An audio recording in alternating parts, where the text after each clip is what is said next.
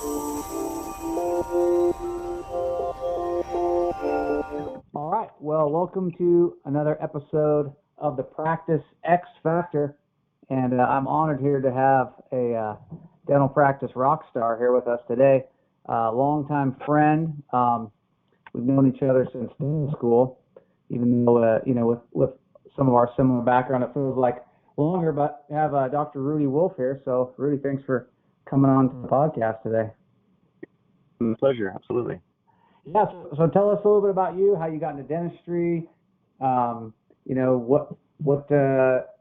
like to do personally, professionally, those kind of things, where you practice, and how you got to where you are. Sure. Yeah, I mean, I'll keep it short and sweet. Like for me, I think it's not this big long story. I basically served a mission in Mozambique, Africa, where I was thinking about going into medicine of some sort, but man, people missing so many teeth when they smiled, and I just thought what a big difference that could make. And then combined with the lifestyle of the dentist in terms of making your own schedule, owning your own practice, I decided to go that route, and I'm really grateful that I did.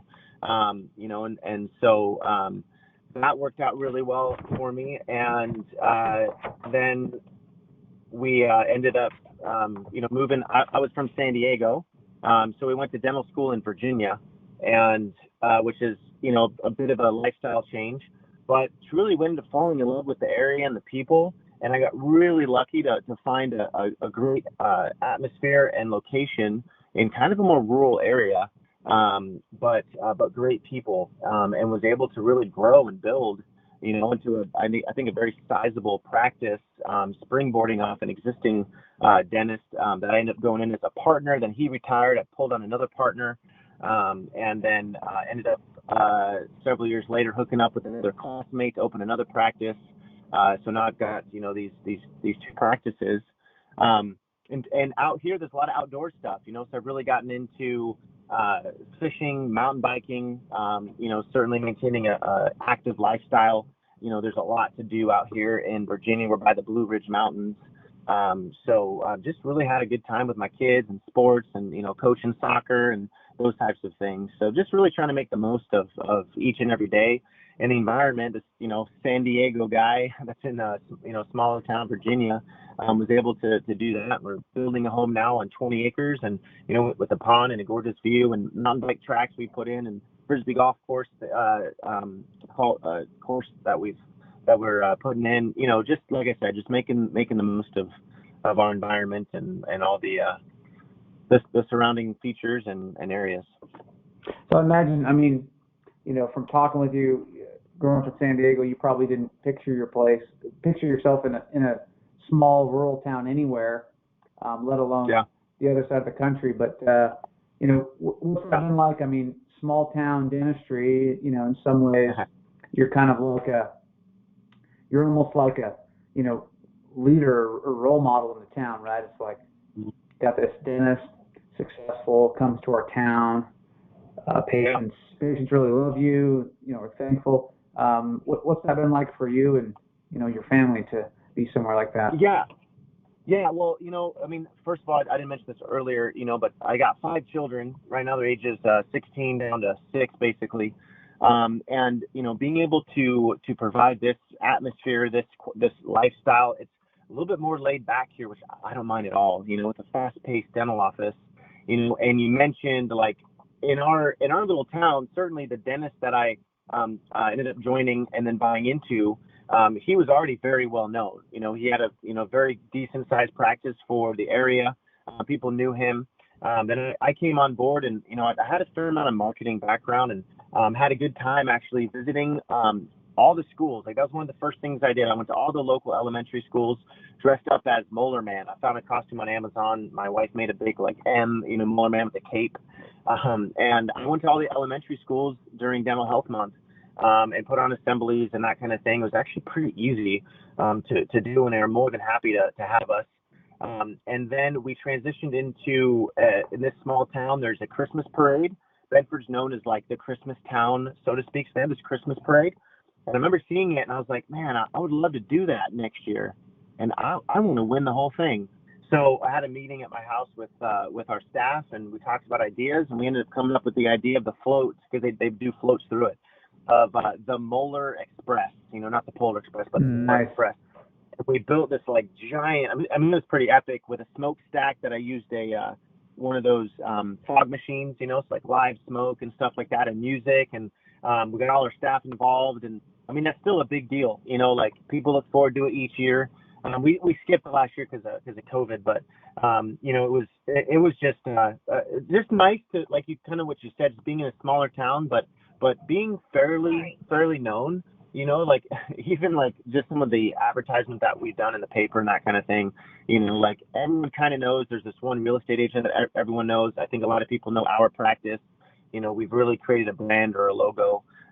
So yeah, it's been nice to be able to really be a part of the community, get involved, donate, help, do different things, banners for high schools, sponsorships, footballs, the t-shirt cannon we sponsored, like all these things to kind of keep ourselves in the middle and not just do dentistry, but do things in the community that help make a difference.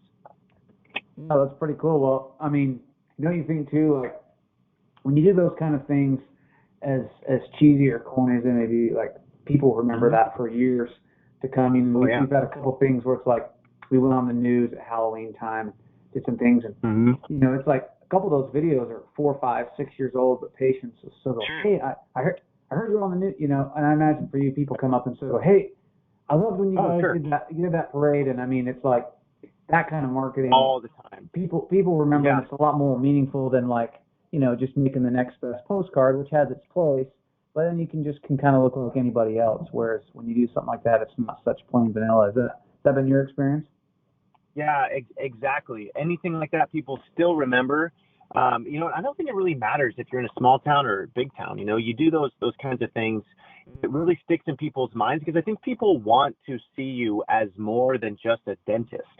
So when you do something out of the ordinary, like dress up as a tooth or do a float or do the candy buyback program for the troops, something like that. Or I even participated in that dance. What was his name? That one doc that, did the viral video for that Facebook dance thing. That ended up going, like, at least in our small town, across all the social media platforms, I think it amassed like 250,000 views of my little dance, and that, like, I still have people, oh yeah, you're the dancing doctor, and I had little kids, well, they're not little anymore, that remember me from like 7 years ago, and like, oh, you're Molar, I remember you, like those little things like make a big difference in people's minds when they get to see you as something more than just a dentist. Yeah, and I mean, Rudy's a talented guy. I mean, he's like full of energy. I think you were a class president at least 1 or 2 years, right, in dental school. Yeah, it was those last 3 years. Yeah, just kind of guy that people like to be around. I'm always curious of his story. I actually seen him rewrite the lyrics to a Green Day song and play it in the school assembly, all dental lyrics related, and it was incredible. It's like even the faculty members who were a little uptight, like they couldn't help but smile.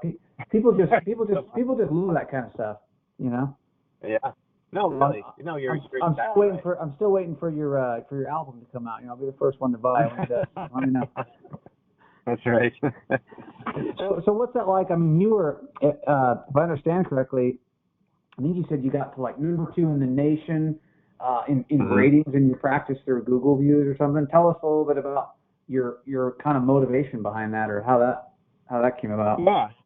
It started, I mean, almost, I would say, a decade ago when, online reviews were becoming much more of a thing than like yellow pages or, I mean, word of mouth is still obviously extremely important, but I got I really focused on Google reviews.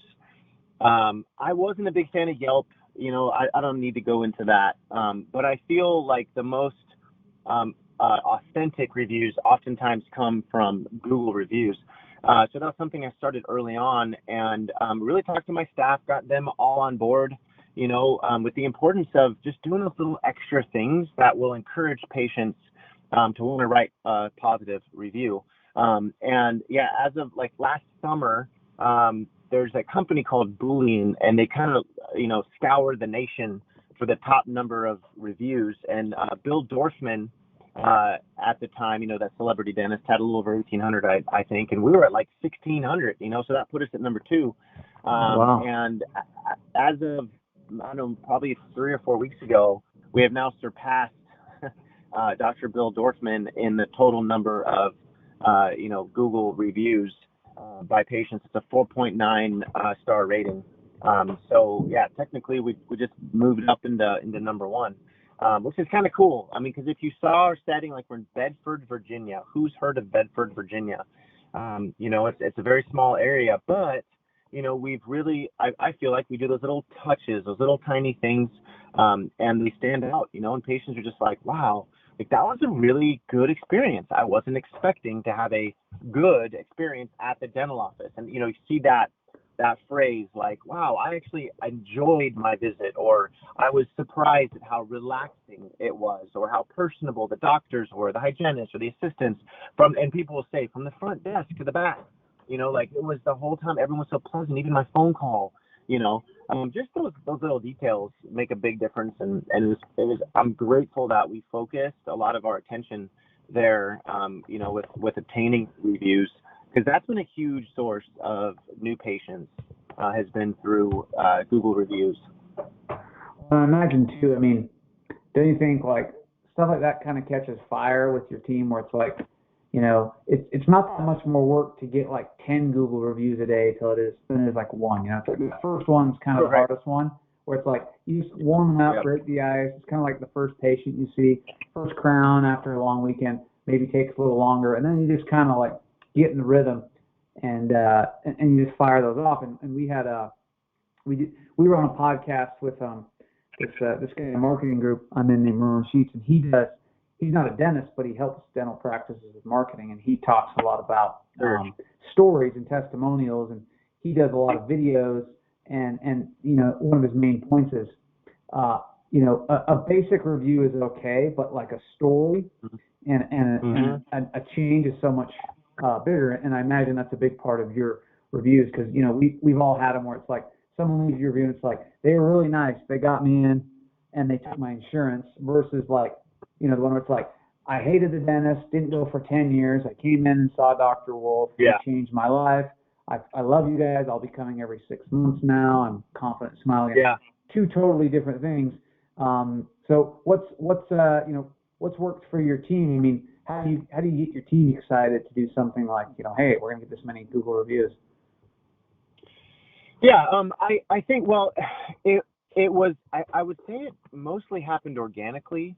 We didn't necessarily have to do any major incentives or anything. It was just that culture of just encouraging our staff to try to be really positive with patients.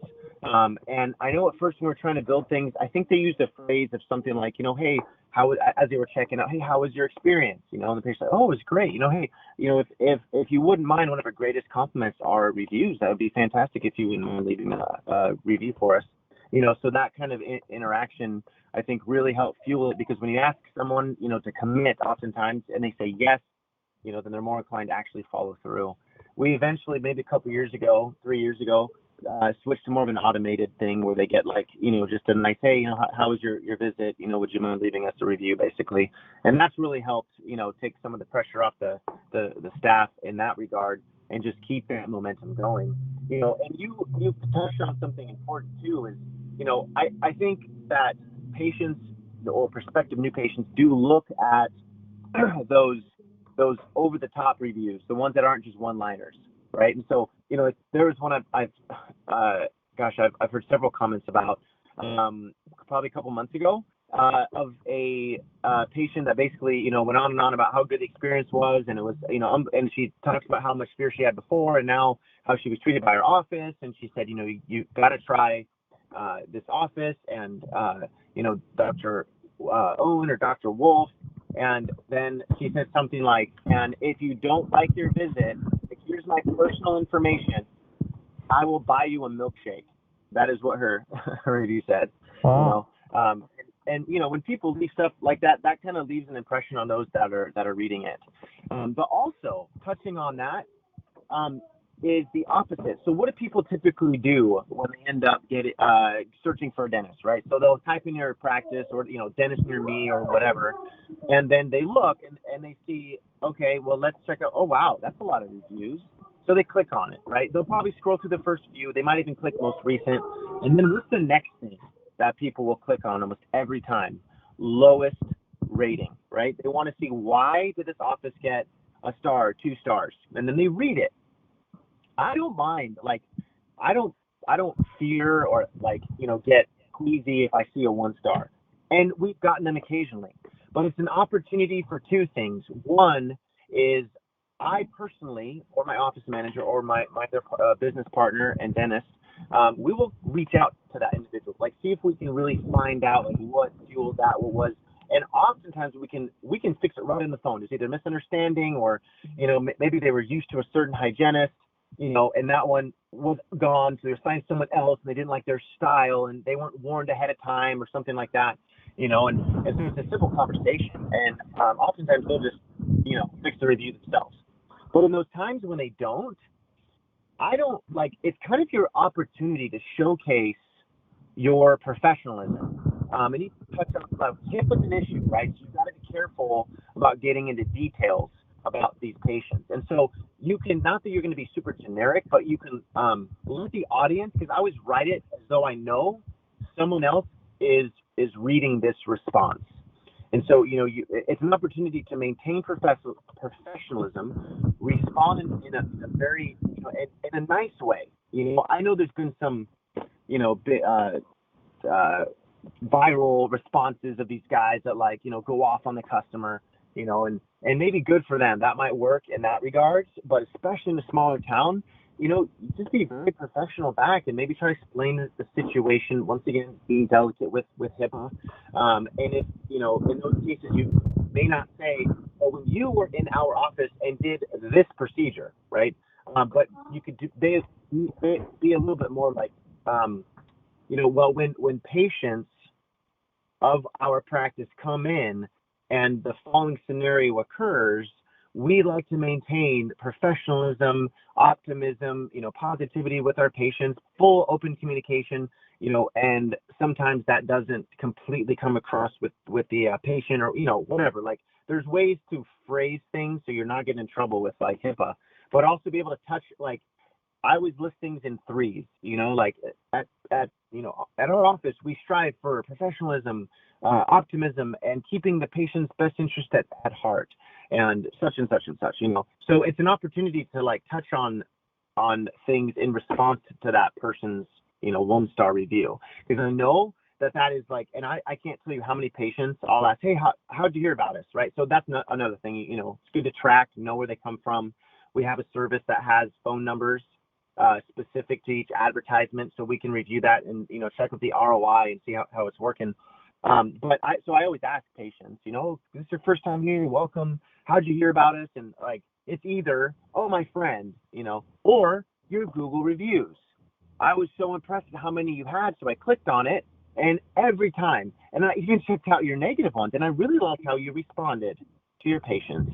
It was nice, people, especially in today's day where how people get all lit up about, this and that, and they get all frustrated and mad and they just go off on tangents. It's nice to have just a refreshing, hey, Miss Jones, I'm so sorry that was your, your experience. At our practice, we strive for the following, clearly there are areas in which that did not fully occur. And perhaps if it's just a misunderstanding, it's a nice way to lay that out. And I even had a couple of them say, yeah, and I know, this one lady, and she just went off on you, but you could tell she's just one of those cat ladies, so they disregarded it. And they're like, so we look back at your, the 1,700 something other perfect 5-star reviews, and we can see that was obviously an exception, or that patient was impossible to please. So it's kind of a good rounded way of being able to express yourself. So when you get a 1-star review, I sees it as an opportunity, either make it right if we did make a mistake, or if they're kind of a crazy cat lady, it's an opportunity to be able to lay out some of your principles, and where things the wires may have gotten crossed. And, we'd love to see you again, or whatever, to to have a second chance for an inspection or something like that, so. Yeah, well, and I was thinking about that because some experts will say like it's actually good to have a couple lower star reviews sprinkled in there because otherwise it looks fabricated. You go on Amazon to buy some electronic thing and it's like 50 5-star reviews and you can't even read it because like the English grammar is so bad. You're like, yeah, I'm pretty sure these are all bots here. You see on Amazon products all the time, perfect 5.0 stars, and if you read the reviews, 9 times out of 10 they say almost the same thing. Very good product, I liked lots, right? And then the next one, great product, I enjoy, and like it's all fabricated. So you're exactly right. Actually, people don't believe it's less believable if you have a perfect 5-star rating, and it's not to say that you should purposefully get lower stars. But when they come, they're not a bad thing. But I think for me, one of the most important things is getting your team in sync, making sure they see your vision, that they are a 5-star practice. You can't like have these, advertisements and just think that, hey, I'm asking for reviews, and so I'm just going to give them, and I'm going to get 1,000 5-star reviews. I mean, you've got to be a 5-star office, and I think almost more importantly, have your staff know that they're 5-star staff, right? I mean, right to how you treat them. Give them autonomy. Give them accountability. Let them do their jobs, and they will make it worth your while, like tenfold, right? So that's been another big part of our practice. Is encouraging improvement and rewarding it too. So it's been a good journey. To be able to really up our game and rise in the rankings to find ourselves at number 1 or 2 in the entire country. Well, and just talking to you reminded me because we've been a little bit more lax with our reviews. It's a good reminder for me that we need to really up our game. But inspiring to see someone like you who's got 1,600 plus reviews in a town of 1,599 people. That's pretty impressive. So, but I think too, I found people who read those reviews, and when the crazy cat lady leaves you a crazy review, you respond to her, and they follow the thread, and they be like, "Oh, it looks like crazy cat lady never came back to Dr. Wolf. That makes me like them even more. I'm definitely going there because I don't want to be seen. I don't want to be part of an office with that kind of thing." Where she's screaming and hollering and it's messing up my appointment and I'm waiting for the doctor. Sure. Almost like a weeding factor too, have you found that? Yeah, no, that's exactly right. And the other thing that I was going to say is that the interesting thing about Google reviews is the patient can say their thing, write their review, and then you respond. They don't get to respond to your response, right? So they can't go back and respond to your response. They can try to change their initial review, but I've never seen that happen. I've never seen someone go back and try to reword. Well, he got back to me on this and blah blah blah. Like if anything, it'll fit. Like they'll either remove their review or they bump it or they change it to 5 stars. When it's warranted. And I had many of those change. And I even had one. I think it was just a misunderstanding with her insurance. She was told by her insurance that she had coverage, right? And so she comes in, and I forget what procedure it was or whatever, but there was like a waiting period. She didn't know that, right? So she proceeded, and she was really frustrated at the end. I thought it was all our fault, but we had a great conversation with her. I called her back, talked to her on the phone, and she had written a 1-star review, and kind of went off about how we told him one thing and then charged him another or whatever. Meanwhile, the whole time we told her from the get-go, look, we haven't verified your insurance, but if you'd like to move forward, we can, but we can't promise that. She said, yeah, you did say that, but I thought that it would be covered. And she ended up changing her review, and it said previously I gave them 1 star, but the owner called me and we had a lengthy discussion. I was able to get in touch with their insurance coordinator, whatever, and they have done everything in their power to try to make this right, even though it wasn't even their fault. And they got on the phone with my insurance, so it was like this complete change and turnaround. And so it's those kind of things that are, I think, really cool, rewarding, but they also say a lot about your practice. And as people are scrolling through and they're looking at stuff, and I've even had some patients on purpose leave 1-star reviews, but then they're just amazing reviews. And they say, I'm leaving a 1-star review because I know if I leave a 5-star, it's going to get buried in their, 15, 1600, 1700, 5 stars that no one's going to get to read this. But people, and they'll say, I know people are going to want to read this because it's 1 star. So let me tell you how awesome this practice is. Wow.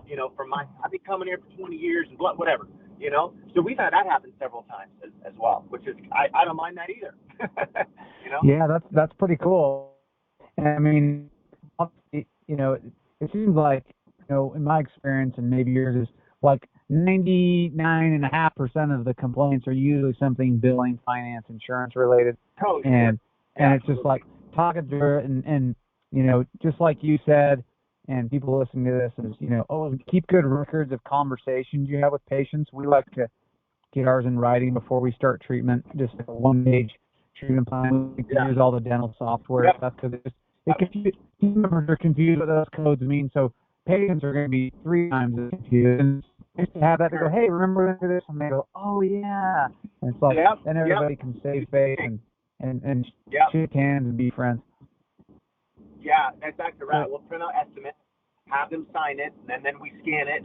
We're moving to fully digital, so a lot of it now is like a digital signature. So we can show, and that's happened. Like, do you remember this conversation we showed them? Like, oh, you did tell me that. And it's even circled, and highlighted, that this is going to be your portion, So, no, you're exactly right. That does help. And people, like you said, it kind of diffuses the situation. So, a lot of reasons we do this podcast is we want to help all our peeps out in dentistry, and you're somebody who certainly helped a lot of practice owners. But, we help a lot with helping practice owners understand, hey, how not to be dependent on insurance and to boost their membership plans or their in-house savings plans. Right. Yes. No, you brought up in-house membership plans. Yes, we started ours probably about 2.5 years ago. We have almost 1,000 subscribers to it. Now, we are still mostly insurance driven. We're like 65% insurance. We're down to just 3 insurance companies now. We whittled that down from 6 or 7, just with the terrible reimbursement rates. So the membership program, our patients love it. We use a company to help us, it's called Clear. That's just really helped facilitate. Have almost 1,000 subscribers. Gives them a % off of any and all dental treatment, and a set amount, monthly fee or a one-time fee for your cleanings, exams, x-rays. There's an adult program and a periodontal program depending on your diagnosis.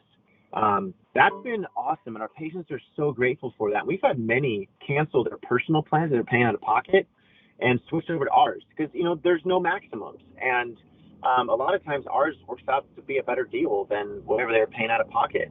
So yeah, that's been fantastic. We do hope to eventually move to completely fee for service, and that is in the future. I mean, I think a lot of us aren't going to have a choice, man, with how low they're going, particularly like Delta Dental, and just they're lowering their reimbursement fees. So the write-offs are huge sometimes, 60%. And you can't operate off a margin like that, without cutting some kind of corners or just mass producing things and decreasing your quality. We're headed in that direction. I think it might be a little bit because we do have a pretty good patient population that does have that. The civil workers and teachers and such. But being able to provide, and that's what we're trying to wrap our heads around and figure out a way to provide that service for them as we shed insurances, but that's a conversation I think for another day. But yeah, man, I wish there was a way for all of us to band together and somehow get some better reimbursement rates, because I know for us, Delta hadn't upped their fees since I think it was 2008 or 9 or something. It's been 12 or 13 years for the same fee schedule, and that's just ridiculous. But anyway, yeah, so in-house membership programs are fantastic, especially as they're starting to shave off dental insurances. You have something else to offer them when they get that cancellation letter from you. And I like to get ahead of the insurance companies and send my patients a letter, that we're getting out, as opposed to the first thing they see is a letter. And the way that a lot of the insurance companies will paint you is basically like, you can't see this dentist anymore. I mean, more or less is what the patients hear. So we get ahead of it, and send something out to them with our brochure for our in-house program. And we oftentimes will follow up with a phone call so people understand what it means. And we don't say necessarily like, oh yeah, we're out of network. Okay. We will say, we are going to transition into, we see what's the phrase? Hold on, it'll come to me. Oh, unrestricted provider. We will transition into an unrestricted provider status, right? Yeah, I was gonna say that's the same one we use, is unrestricted provider. Exactly what we say. Right. And I mean, it paints it's accurate. It is what it is. And if people ask point blank, well, are you out of network? We're not going to be like, let me beat around the bush for a minute. No, like, right. Let's say, yeah, we're considered out of network. However, the benefit to you is this, and we get to, open up that topic. And it takes some training with the staff, and some are better at it than others. But yeah, I mean, that whole insurance thing and transitioning out, like I said, that could be its own, 5-part podcast. But it's different everywhere. What would you suggest if I'm starting a practice, versus, maybe I've been practicing 10, 20 years, should I take some insurance plans? Should I go all fee for service? Should I go out of network? Should I do an in-house savings plan? Yeah. What would be kind of your advice, someone who's doing that? Yeah. So here's the hard thing, right? Is it's like, so dentists, I mean, just humans in general, usually we relate productivity to busyness. We think to be productive means you need to be busy. When in reality, you can be less busy, but more productive, especially if you're taking 60, 65, 70% cuts off your bottom line from write-offs. You can see a fraction of those patients, but it's very gutsy. Like, knowing what I know now and the confidence that I have now, if I had to go set up shop somewhere, I would probably directly go fee for service with a fantastic in-house plan that is advertised. I would even go to local businesses and tell them, like those that are insuring, like the business owner, like smaller businesses that are paying for their employees' dental benefits. And I'd find out, like, I'd sit down with them and be like, okay, how much are you paying, for each employer? How much is the employee paying? Well, they're paying $50 a month. Okay, well, I've got a plan. It's 30 or 35 or whatever, and I would try to convert some local areas that way before I jump into start signing up on all these, dental insurance plans. But that's me now, with 11 years of experience. Without that, though, I would say, gosh, let me just get busy. Let me just get the wheels going. Let me sign up on, some of the major carriers or whatever, just to keep me busy. And then in a year or 2 or 3, I'll start eliminating them. So I think that's the safer, more comfortable way. But I really think from a financial, like, business, if it were some, I don't know, if you have an actuarial that came and did some numbers for you, he'd probably tell you that, dude, stay at a network with everyone. Suck it up for that first year. Know it's going to be slow, but you're actually going to be more productive. And by the end of that year, you'll probably find, if you were to compare to that versus taking all kinds of insurance companies, that you're doing just as well, if not actually better, and less work, better service, more time with the patients, because you're not having to rush through it, because you're getting reimbursed $650 for the crown that, your normal fee is $1,300, and that's happening all over the country.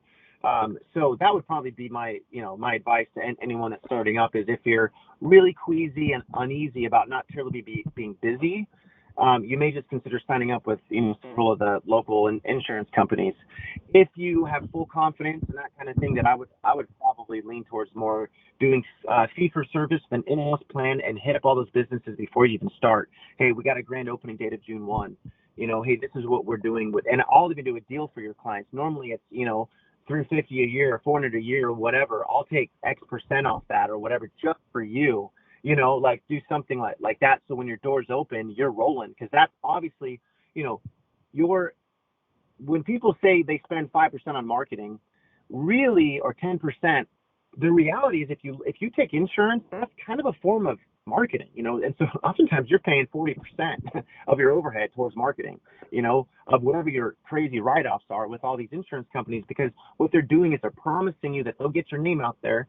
So when your patient looks up a provider for that insurance, you pop up. That's a banner. That's marketing. That's, getting you populated into their search feed. Boom, there's your office. So insurance companies is a coupon essentially for them to do marketing for your practice, and you're willing to take a huge cut so you can get that patient in through your front doors. So that's the downside, as I think we all know.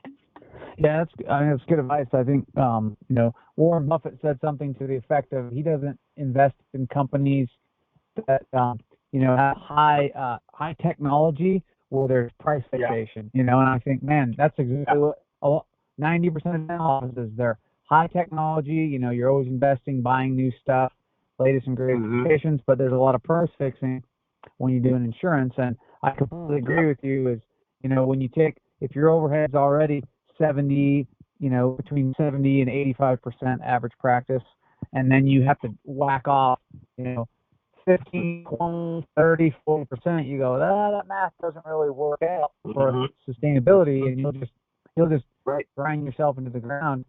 So I'm with you on saying, hey, look, we wouldn't need as many dental practices, and everybody wouldn't feel like they were competing with each other if we just said, hey, we're demanding a fair reimbursement, and now all of us need 30% fewer patients and make 30% more money, because you're not giving it 2/3 of it away. Sometimes it's crazy. Right. I know, man. That is crazy. So you like having you use Clear, right? That's Kleer. Correct. Yeah, cool. Clear. Funny thing about Clear, like 4 or 5 years ago, we were flipping through Dental Town, and all of a sudden it said, Pinecrest Dental rated number 2 state Utah by Clear's Best, and I was like, and so we got this plaque in the mail. But I'd actually never been a customer or used them, and they must have found something about how we were doing membership plans, but I think they were still kind of new. But Clear sounds like a great service, and they handle all the billing and all the automation for you. Is that right? Yeah, correct. They do take a small cut off that, just the membership fee, not the dental work that you do. Not that part, but yeah, they take a small cut. Right. We've looked at the numbers. I feel it's been totally worth it. And we've had a lot more patients say yes to treatment. And a lot of times bigger cases, or multiple extractions, veneers, like cosmetics, like you get 20% off all that stuff, and people are much more likely to say yes. They know they're paying for it. I mean, it's like like a Costco card. You're paying for it. You're gonna go in and you're gonna buy more stuff because you're getting a better deal than a lot of other places. So yeah, it really helps people say yes, to a lot more of your treatment. So, and it does keep you productive and busy. And if you're only writing off whatever they recommend anywhere from like 15 to 20% for the membership discount, So, I mean, if you're taking off 15 or 20%, I mean, that's, at least compared to most insurance companies nowadays, that's a huge improvement. I probably say our average write-off with insurance is close to 40%. It's unreal right now, because we're increasing our fees. We have to, with inflation, staff, overhead, all that stuff. You got to go up. And when, all these other insurance companies are not raising their fees, or in some cases decreasing their fees. Yeah, I mean, we have some that I looked at a bridge from, was it Anthem? And it was something like $4,200, something like that. And our reimbursement, including the pay, it was like $1,800. It was something obscene. And $600. You're going to wait to get 50% of that. So really, you're like, well, I've already run 6 payrolls by the time I pay me on. You get it. I know. Yeah. It's crazy. Well, so, not only the discount plus the carrying costs, and I think a lot too, we found is like training a lot of talk, because if someone comes in, I mean, check up, and it's so insurance driven, it drives me nuts. Where it's like, oh, well, your insurance pays for this, your insurance does that. Even the doctor, and I'm like, you didn't even offer me what the Hmm. benefits are. You led with insurance, and I'm like, off that we all be because we're doing $100,000 heart transplants, that the hospital does. And I think for a hospital, they do like 3 of those a day. They make a profit. Everything else is gravy. And in the dental office, like that are $100 ranges, last, some plenty of things in the thousands too, but we're not in 6-figure surgeries, and so all those little Right. cuts added up will just wreck your bottom line. Absolutely. Yeah. So Yeah, now you're working harder, not smarter. Running around trying to do all your hygiene checks, it just gets to be overwhelming, So yeah, yeah. it'll be nice to be. I mean, I feel like in a sense, our profession is beginning to be taken away by these insurance companies. And the issue, well, I don't want to get into other things because there's other things that are kind of merging into dental. But I think that, yeah, insurance companies, man, it's just, where you got to be pumping it out to be able to like at least make something happen of it, turn chairs over faster, all those kind of things back again. And I think a lot of ways to do that, start to slowly transition out of, the dental insurance companies and start doing more in-house programs for those without dental insurance. For those listening, I mean, tons of nuggets here. You're on Eastern time, so you're later than me. We know you got a family and other responsibilities. So just a couple final questions. You talked about kind of uh, kind of the future of dentistry. I mean, do you think like I mean patients patients are more informed than ever. I mean, how do practice owners get patients to come see them for reasons other than insurance, right? Because the insurance model, as it is probably broken. If not, it will be at some point. Yeah. So how do we? I'm of the mindset that we really don't compete with each other as dental practices. We're really competing with people's discretionary income, like a new car, Correct. and vacation, and buying braces for Billy, and him getting a new bike, and all the other stuff, all the other bills that creep up on us. So what any other advice you have on, listeners on, hey, here's how you can build value so your patients will come see you and maybe join your membership plan so they'll see you for who you are and what you have to offer your patients rather than just, oh, you take my insurance, I guess I'm going here. Yeah, that's a good question. I would say like we'll find areas of focus, and one of the biggest value increases for us was when we delved into conscious sedation dentistry in a smaller town that had never seen it before. And when that was introduced, the newspaper asked to do an interview, came to our office, and they put us on the front page, something Wow. like sedation dentist comes to Bedford, front page. And it went into, hey, if you have anxiety and fears, because there's so many people that were neglecting their teeth out here. So that was a huge like boon to the practice to really like infuse it. And those patients oftentimes don't have insurance, right? So they're cash paying patients, those that have a lot of fear. Then let's see. Then I started transitioning into me and my business partner wisdom teeth, right? So and once see now this is unique because we're in a smaller town. They'd have to drive like 30 to 40 minutes to another, place to have their wisdom teeth done. So if they could do it there, like that was huge. And then my business partner, like he got out of a surgical residency out of Seattle, started placing implants, So then like that was an area of focus. So being able to like provide something that's more convenient for the patient, I think is very important. Providing something for those that are anxious, that's very important. It doesn't have to be sleep dentistry. It can even be minimal sedation versus moderate, depending on what your state rules and regulations are. You can also, nitrous is still a thing. Like that's a nice thing to kind of emphasize. Certainly, when I first started practicing, we really emphasized children, family dentistry. So parents didn't have to drive their kids to a pediatric dentist, they could see us, so finding little hot buttons where people can get over those hurdles, like you find what are the things that are preventing people from wanting to come, cost, convenience and fear. And so if you can, help alleviate at least one or two of those, I think you're going to see a lot more people coming in, and particularly those without insurance. And you're saying like build value. I think a lot of times for me, like my staff knows when it's like a new patient consultation and they're coming to see me for, whether it's sedation dentistry or it's been years since they've seen a dentist, like they know not to slam my schedule next to it. And so I can sit down with that patient and build value. You talk about build value. And I'll ask them like, how important is your smile to you? So I do like kind of what you're saying, Tyler, like people, you're competing with their discretionary income. And I might even start with something like, how important is your if it's summertime, air conditioning or your heater? So important. So if something happened, would you find a way to, to pay for whatever, for the repair? Oh, of course, your car, how important is that? Okay, right. How important do you see your smile, right? And I've used this example a few times and I get a chuckle out of patients. I'm like, so often people will say, just pull it, just pull it. I said, if you had an ingrown toenail and it was bothering you, would you go to the doctor and say, just pull it? I'll have 9 more, just pull it. I don't want to try to fix it. Just pull it. Well, why not? People don't even see your feet half the time, right? But they see your smile. I might even show them that. Maybe you've seen that meme of the guy that's smiling. He's missing a tooth. And it's like, what's missing? I was like, his tooth. And then you're like, did you notice his right eyebrow's gone? No. Oh my God. Whoa. And then they're like, oh my gosh. So building value from that standpoint and understanding them. Now, not all. I have patients, it's a more rural area, they don't care. Their dads, like all of them never had teeth.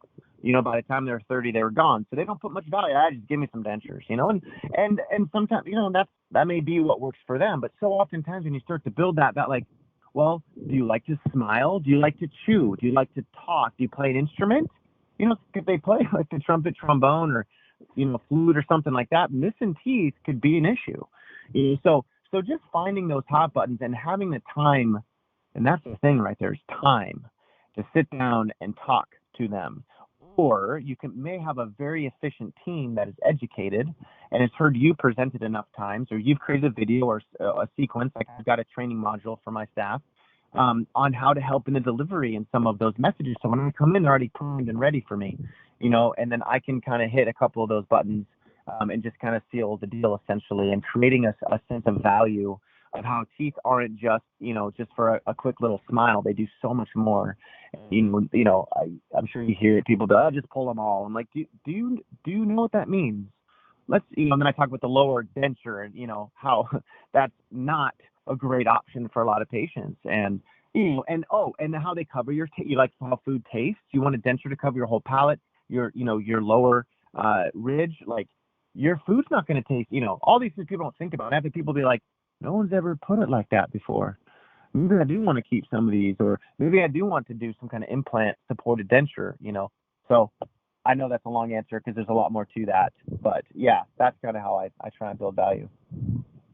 Those are all big nuggets, for those listening. And I think, more or less, a lot of it is you know your demographic, what your patients want, not necessarily just what you want. I mean, what better endorsement could you get than front page of your local paper saying, here's the sedation dentist in our town? Like, and you can pay $10,000 to somebody to get that good of marketing, and you just got it by providing a service that wasn't available in your area that people want, which is not necessarily going to the dentist, but people want to be comfortable to get what they know they need to have done.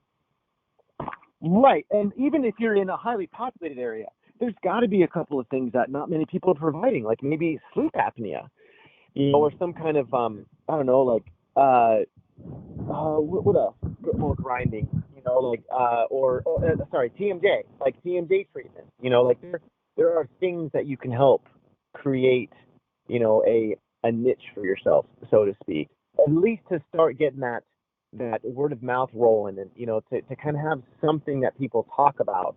And then people are like, oh yeah, so how did he do for it? It was great. Well, I don't have TMJ issues, but does he do other things? Yeah, Of course he does. Oh, well, I should say, because you had a great experience with the TMJ. I'm sure I'll have a great experience with my crown or my bridge that needs to be replaced or whatever else. So just a way to get your foot in the door in your community. There's got to be something that you could focus on. That's an area.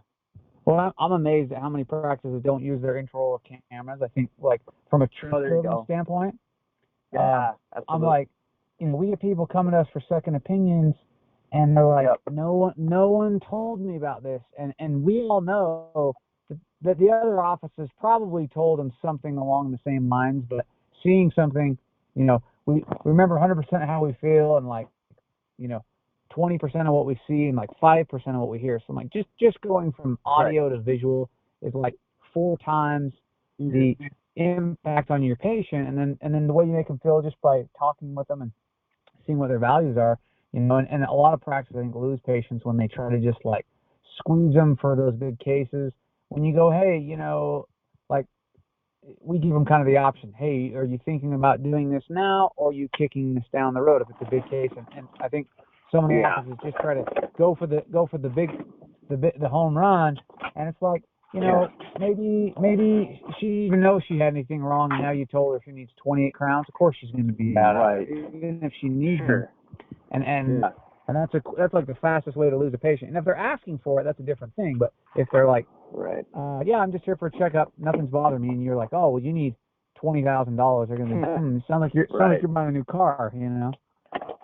Yeah. But like you said, internal camera, right? Explaining it to them, or if they came from a dentist that they know and trust, they've been seeing for years, and the guy retired or something. Last thing you want to do is be like, well, did he tell you about this? And did he show you this? Because you have Right. 7 cavities and these old, and then they're like, but I love Dr. So-and-so. He's been my dentist for 20 years. So never throw anyone under the bus. It's not good for our profession, So starting small. Hey, I noticed a couple of these things, and you show them on the X-ray or the intraoral picture, and be like, hey, so let's start here. Let's see how this does. And you do a nice job, and then the next time they come, you can kind of introduce those next things. Obviously, if there's giant holes in their teeth and underneath their crowns, you may have to act a little bit more swiftly. But kind of easing that in and building that relationship of trust is absolutely key for sure. Yeah, and we didn't come up with this, but we kind of adapted it from something we did. But it was like, hey, if Dr. So and so were still practicing, he or she would be just as concerned about what you have going on. Yeah. To exactly what That's you a said, great way to put it. it's easy to throw each other under the bus, and then patients lose trust in the professions. Like, I don't know, The whole profession, you we got it. were in the same class of 100. We're in a class of 100 Yeah. students, and there's maybe 1 or 2 in our whole class where I'm like, I don't know about him or her. But for the most part, Right. most people That's have true. the right Yeah. intentions, and Right. we all have a different approach, and I think we have to build that confidence. So, but hey, Rudy, you know what? This has been really great. I mean, people listening to this, there are probably at least 10 or 15 things you could write down and go implement in your practice this week, and see a notable difference. So, any final thoughts, or if someone wanted to ask you a question, Yeah. or maybe see an example of what you did, where would someone go to learn more about you? I think probably just direct communication. I wouldn't mind phone calls or emails. And I've been thinking of putting together, like I think I told you earlier about I put together a guide, like a guidebook for my staff that helps with training, gets them on the same page with the culture and the environment that's been developed, along with modules, 6 different modules for those, for that guidebook. It's called the Good Vibes Guide. Cool. I don't mind, speaking to individuals or communicating via email. So, Tyler, you're welcome to get my email out. It's just rudywolf@gmail.com. Awesome. RUDYWOLF@gmail.com. You could provide that, and I'm happy to converse with people and do whatever I can. So. Cool. Well, we'll put that in the show notes as well. So, Rudy, thanks again. If you're listening to this podcast right now, please leave us a review. Let us know what you think, good or bad. I mean, this podcast is all about reviews, so we love to hear reviews on iTunes. And thanks again, and we'll talk to you on the next episode.